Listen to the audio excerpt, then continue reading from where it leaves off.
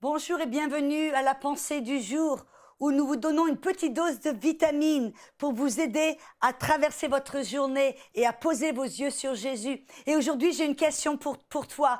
Que regardes-tu? Que regardes-tu? Je fais référence ici à un passage dans l'Ancien Testament qui se trouve dans le livre de Nombres, dans le chapitre 21. Les enfants d'Israël, bien sûr, qui étaient un peuple un peu rebelle, qui se plaignaient tout le temps. Et ils se plaignaient tellement que tout d'un coup, qu'est-ce qui s'est passé? Ils ont ouvert la porte et des milliers et des milliers de serpents venimeux sont venus, sont rentrés dans le désert. Et ils commençaient à être mordus. Et l'un qui tombait, l'autre qui était malade sous le poison de ce serpent. Et tout d'un coup, ils ont crié vers Dieu, ils sont tournés vers Moïse, ont dit à l'aide, au secours. Et alors, Moïse est allé vers Dieu, dit, le peuple est en train de mourir, mordu par ces mordures de serpent, qu'est-ce que je dois faire? Et Dieu lui a dit de faire quelque chose d'intéressant, de faire un serpent en airain, en bronze, et de l'élever sur une perche. Et il leur a dit, élève cette perche bien haut. Et quiconque parmi le peuple qui a été mordu, regarde sur cette serpent d'airain et regarde avec intensité, sera guéri, échappera à cette maladie, au poison. Et alors, c'est ce qu'ils ont fait. Mais pourquoi est-ce que tout ce que Dieu a fait dans l'Ancien Testament, la Bible nous dit dans Colossiens 2,17 que c'était un symbole, c'était une ombre des choses à venir, mais le corps ou la réalité est en Christ. C'était pour nous montrer ce que Christ allait faire pour nous. Voyez, qu'est-ce qui s'est passé là?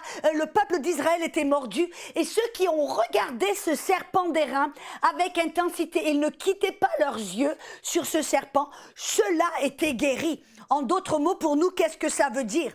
Jésus et la Bible nous dit ce serpent d'airain qui a été élevé. Ça se trouve dans Jean chapitre 3 versets 14 et 15.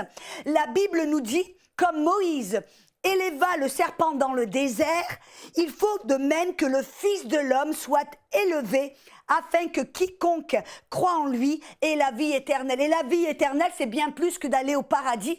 La vie éternelle, c'est le salut, c'est la guérison, c'est la prospérité, c'est la protection, c'est la délivrance. Alléluia, c'est ça la vie éternelle. Alléluia. Et alors Jésus est devenu ce serpent d'airain. On voit dans la Bible qu'il a été élevé sur une perche, il a été élevé sur la croix. Et la Bible nous dit que là, lui, il est devenu péché. Là, lui, il a reçu tout le jugement du monde. Parce que pourquoi est-ce que Dieu avait dit à Moïse d'élever un serpent en airain? Le serpent est un symbole du péché et du diable.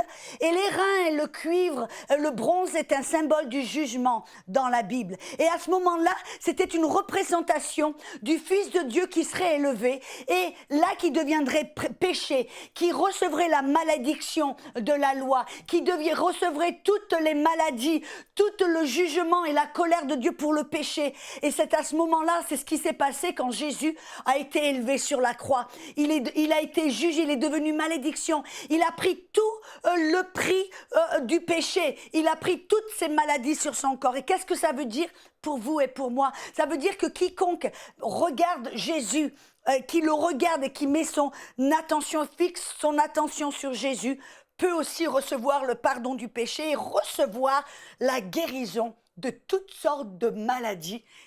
Amen. Mais là, on découvre quelque chose d'intéressant.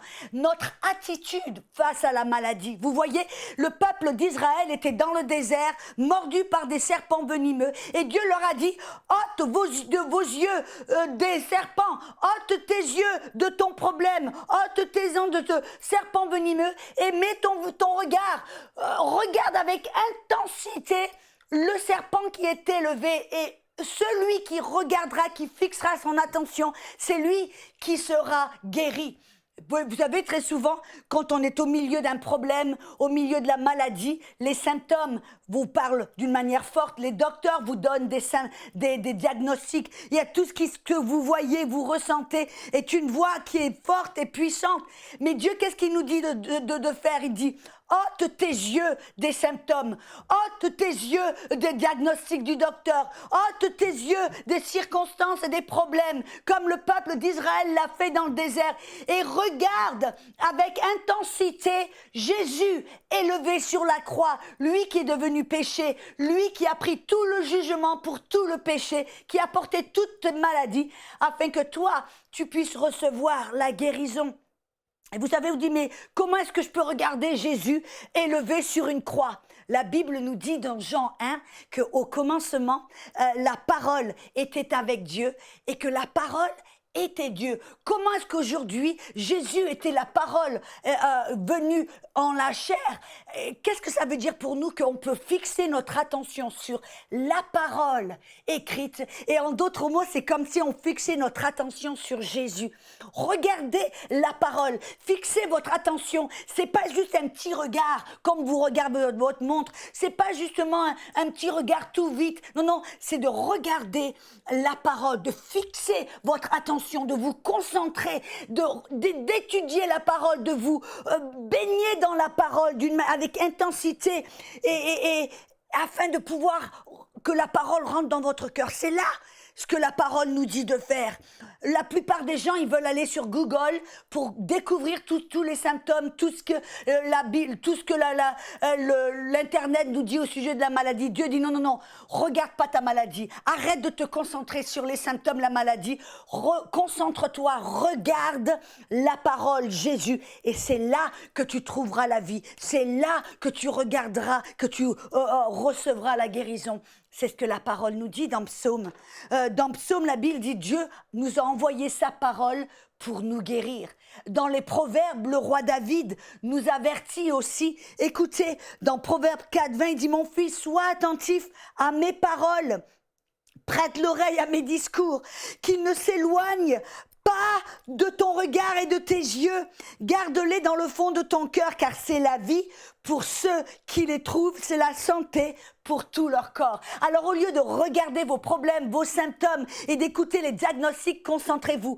Posez votre regard sur Jésus, la parole qui vous avait été envoyée pour vous guérir. Et c'est là la vie, et c'est là que vous trouverez la santé et la solution à tous vos problèmes.